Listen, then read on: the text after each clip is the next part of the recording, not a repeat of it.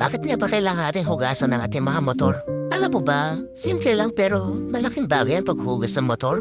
Hindi lang ito tungkol sa linis o forma, kundi sa pag-aalaga at respeto sa kasama mong laging handang bumiyahe. Kaya ito ang 6 reasons bakit kailangan hugasan natin ang ating mga motor.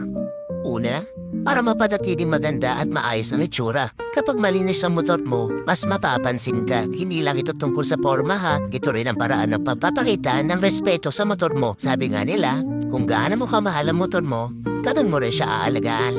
Pangalawa, para maiwasan ang kalawang at pamumuo ng mga dumi. Napakasimple lang kapag regular mong hinuhugasan ang motor mo. Pero epektibong paraan ito para maiwasan ang kalawang at para mapatagal ang buhay ng motor mo. Siyang maliit na effort pero malaking tulong sa maintenance.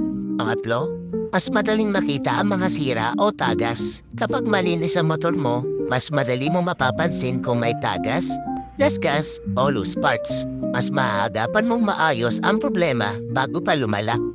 Pangapat, mas masarap mag-ride kapag malinis ang motor. Ikaw sa sarili mo, alam mo ang pakiramdam kapag malinis ang motor. Parang mas magaan ang biyahe, mas presko at mas ganado kang bumiyahe. Dinis lang ang pahina na kailangan ng motor mo. Pansinin mo yan minsan. Diba?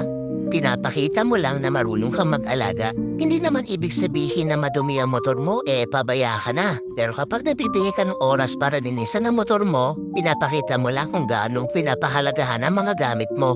At ang pangalim, parang may buhay din naman ang mga motor natin eh. Ang motor mo, kasakasama mo na yan sa bawat biyahe mo. Kapag inaalagaan mo ng maayos, mas maaasahan mo at mas matagal mong makakasama. Kaya kahit konting linis lang yan, kahit konting pahinga, malaki ang balik niyan sa performance. Hindi naman mahalaga kung gaano mo kadalas hugasan o linisan ang motor mo. Ang mahalaga, marunong kang mag-alaga. Kasi sa bawat paghuhugas mo dyan sa motor mo, binibigyan mo ng pahinga, pinaparamdam mo lang na mahalaga siya sa'yo. Kaya ride safe, stay clean at ingatan mo palagi ang motor mo. Dahil kasama mo na yan sa bawat kwento ng biyahe mo.